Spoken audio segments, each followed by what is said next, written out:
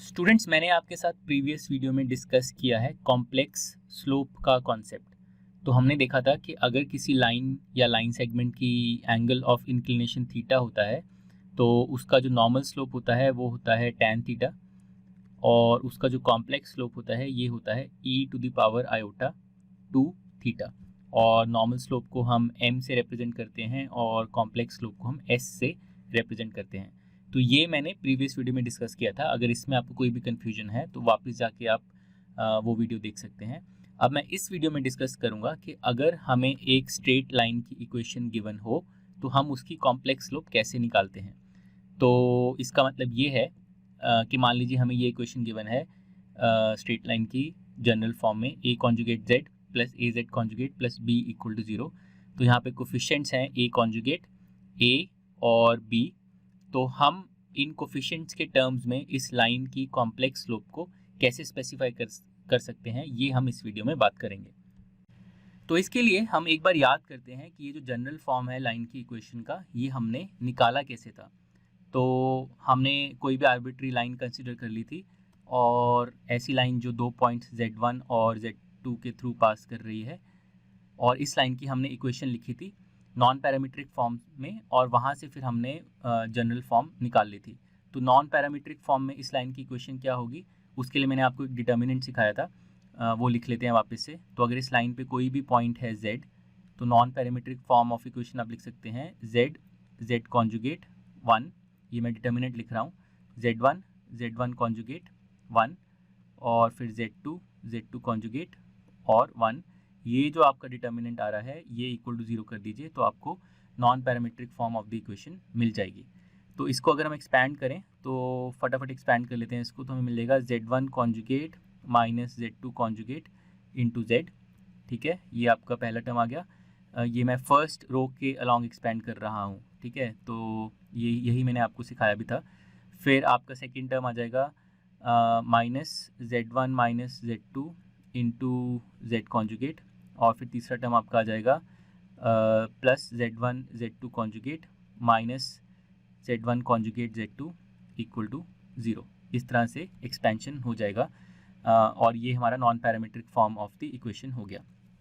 इसमें हमने फिर क्या किया था, ये जो हमारे दो टर्म्स हैं इनको हमने कंबाइन कर लिया था into 2 iota times imaginary part of z1 into z2 conjugate. तो वो मैं वापस से डिस्कस नहीं करूँगा हमने ऐसा क्यों किया था। अगर आपको कोई कन्फ्यूजन है तो आप वापस जाके देख सकते हैं। तो मैं इसको सीधा हटा के, इस पार्ट को मैं सीधा हटा के इसकी जगह लिख दूंगा 2 iota times imaginary part of z1 into z2 conjugate. ठीक है, और फिर हमने ये जो आखिरी टर्म है इसको प्योरली रियल करने के लिए हमने दोनों साइड आयोटा से मल्टीप्लाई कर दिया था।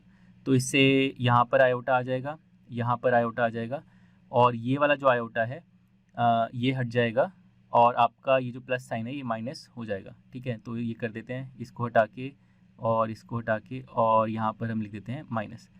तो ये जो इक्वेशन हमारा आया, अब इसमें हमने फिर फाइनली बोला था कि जो z कॉन्जुगेट का कोफिशिएंट है उसको हम a ले लेंगे, तो जो z का कोफिशिएंट है वो a कॉन्जुगेट बन जाएगा, और जो फिर ये जो प्योरली रियल पार्ट है इसको हम b बोल देंगे। तो हमारी finally general form of equation आ जाएगी a conjugate of z plus a into z conjugate plus b equal to 0। तो हमारा जो कोफिशिएंट a है, जो z कॉन्जुगेट का कोफिशिएंट है, वो था हमारा minus iota into z1 minus z2।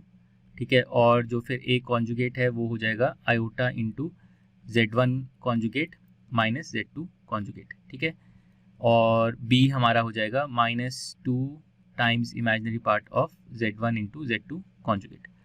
अब हम आते हैं स्लोप पे, और अब हम देखते हैं कि कॉम्प्लेक्स स्लोप को हम इन कोफिशिएंट्स के टर्म्स में कैसे लिख सकते हैं।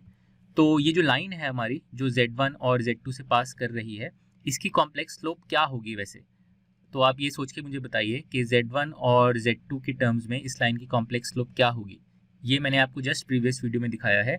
इस लाइन की कॉम्प्लेक्स स्लोप होगी, उसको हम s से डिनोट करेंगे, तो कॉम्प्लेक्स स्लोप होगी z2 माइनस z1 आप ले लीजिए, डिवाइडेड बाय इसी z2 माइनस z1 के कॉन्जुगेट से डिवाइड कर दीजिए।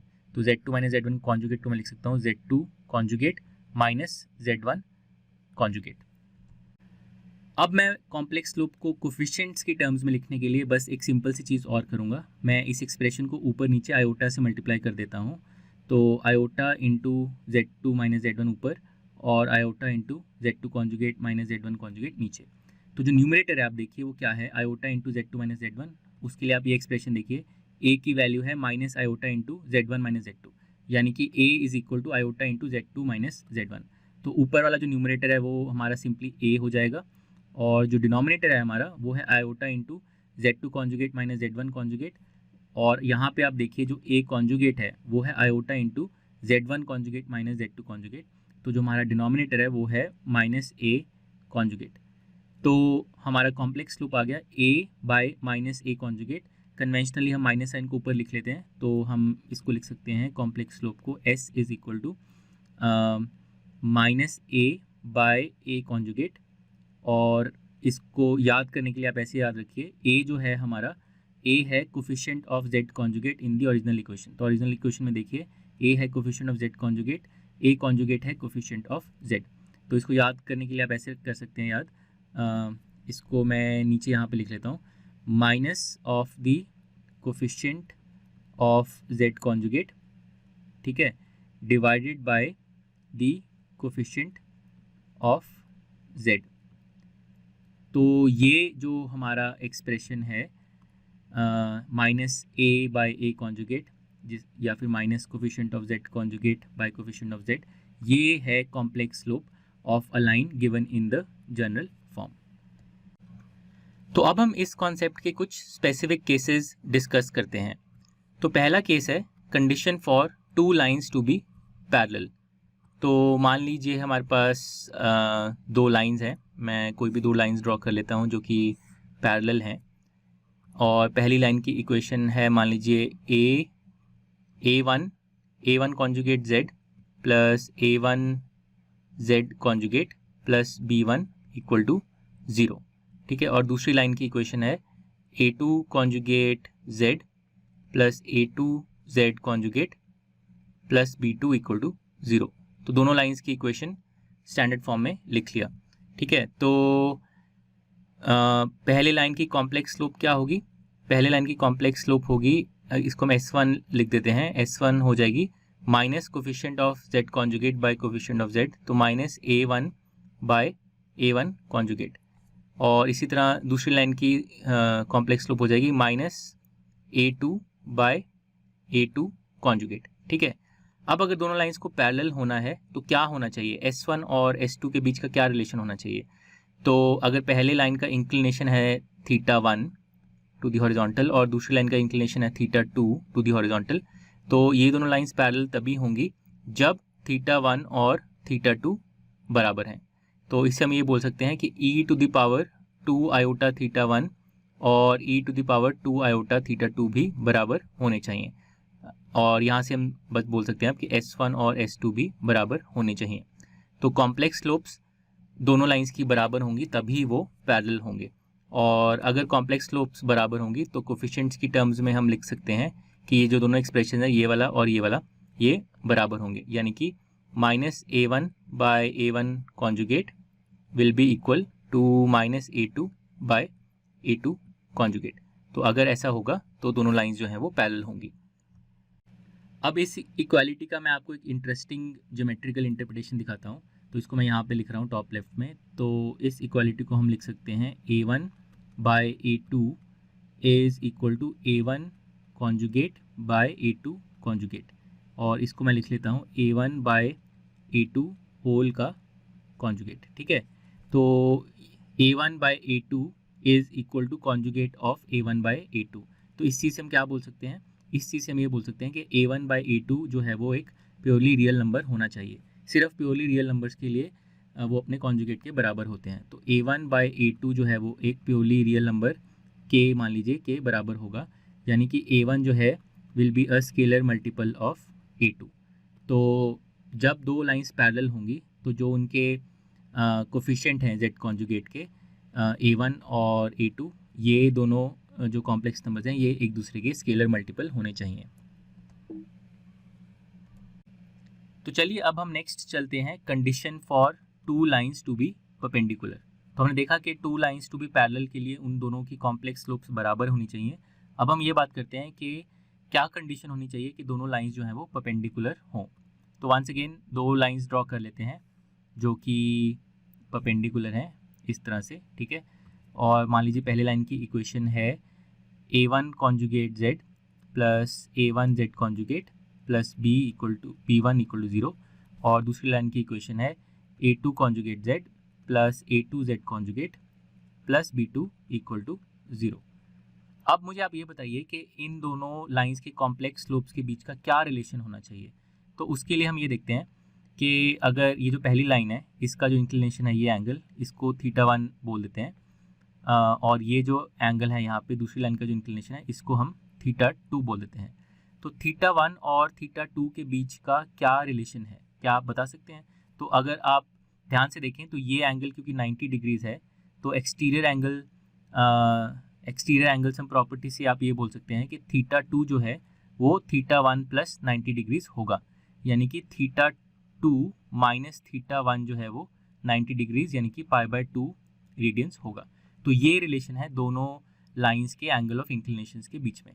तो जो डिफरेंस है वो π/2 भी हो सकता है, वो माइनस π/2 भी हो सकता है, डिपेंडिंग ऑन कौन सी लाइन किस तरह से इंक्लाइंड है। यहाँ पे θ2 माइनस θ1 इक्वल टू π/2 है, बट कुछ केसेस में θ1 माइनस θ2 जो है वो भी π/2 हो सकता है, यानी कि θ2 माइनस θ1 माइनस π/2 हो जाएगा। तो हम इसको ऐसे लिख लेते हैं θ2 minus θ1 is equal to plus minus π/2, ठीक है। तो यहाँ से अब हम लिख सकते हैं कि ट्वाइस ऑफ θ2 माइनस θ1 जो है ये हो जाएगा प्लस माइनस पाई। तो अगर हम अब दोनों साइड ऑयलर फॉर्म ले लें तो लेफ्ट साइड बन जाएगा e to the power iota twice of θ2 minus θ1 equal to e to the power iota plus minus, तो इसको ऐसे लिख लेते हैं e to the power plus minus iota pi, ठीक है। तो लेफ्ट साइड को हम लिख लेते हैं e to the power iota 2θ2 into e to the power minus iota 2θ1। Left side को मैंने ऐसे लिख लिया, और जो राइट साइड है ध्यान से देखिए, चाहे आप प्लस साइन लें या माइनस साइन लें, राइट साइड की वैल्यू जो है वो होगी -1। तो आपका ये आ गया, ठीक है, -1। और अब फाइनली आप ये देखिए कि लेफ्ट साइड में जो ये एक्सप्रेशन है ये है complex slope of the second line, तो इसको हम लिख लेंगे S2।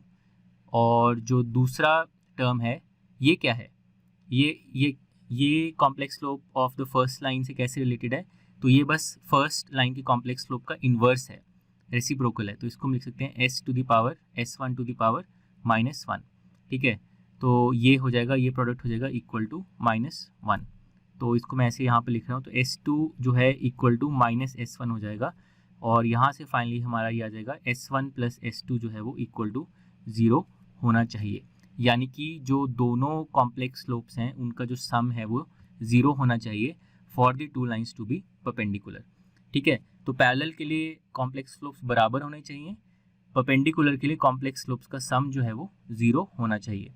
अब इसका कोफिशिएंट्स की टर्म्स में क्या मतलब है, तो S1 plus S2 0 equal to 0 का मतलब है S1 की जगह हम लिख लेते हैं -A1 बाय A1 कॉन्जुगेट, और प्लस S2 की जगह हम लिख लेते हैं -A2 बाय A2 कॉन्जुगेट। ये जो सम है ये 0 होना चाहिए। तो इसको अगर हम थोड़ा सा सिंप्लीफाई करें तो इसको हम लिख सकते हैं A1 into A2 conjugate plus A1 conjugate into A2, ये इक्वल टू 0 होना चाहिए। तो अब आप ये देखिए कि A1 कॉन्जुगेट A2 जो है वो फर्स्ट टर्म का A1 A2 कॉन्जुगेट का कॉन्जुगेट है, ठीक है। तो इस सम को, इस पूरे सम को हम लिख सकते हैं twice of the real part of A1 A2 conjugate जो है वो 0 है, यानी कि A1 A2 कॉन्जुगेट जो है वो एक प्योरली इमेजिनरी नंबर है। तो इसको मैं यहाँ पे लिख रहा हूँ A1 A2 कॉन्जुगेट जो है वो एक प्योरली इमेजिनरी नंबर है, यानी कि वो this is of the form k iota where k is some real number. तो अब इस चीज़ का ज्योमेट्रिकल इंटरप्रिटेशन क्या है in terms of A1 and A2, ये आप मुझे एज एन एक्सरसाइज करके दिखाइए, ठीक है। तो पिछले केस में हमने देखा था जब दोनों लाइंस पैरेलल थी तो हमने देखा था A1 और A2 एक दूसरे के स्केलर मल्टीपल्स हैं। इस केस में आप मुझे ये बताइए कि ये जो रिलेशन है ये क्या बता रहा है in terms of the geometry of A1 and A2। A1 and A2 कैसे रिलेटेड होंगे, ये आपके लिए एक्सरसाइज है। बट की टेक अवे कोर आइडिया ये है कि for two lines to be parallel उनके कॉम्प्लेक्स स्लोप्स इक्वल होने चाहिए, for two lines to be perpendicular उनकी कॉम्प्लेक्स स्लोप्स का जो सम है वो 0 होना चाहिए। इस वीडियो में स्टूडेंट्स मैं डिस्कस करूंगा कि अगर आपको दो लाइंस गिवन हो इन कॉम्प्लेक्स फॉर्म तो उनकी कॉम्प्लेक्स स्लोप्स को क्या कंडीशन सेटिस्फाई करना पड़ेगा ताकि वो दोनों लाइंस या तो पैरेलल हो या परपेंडिकुलर हो। तो ये दोनों केसेस हम इस वीडियो में डिस्कस करेंगे।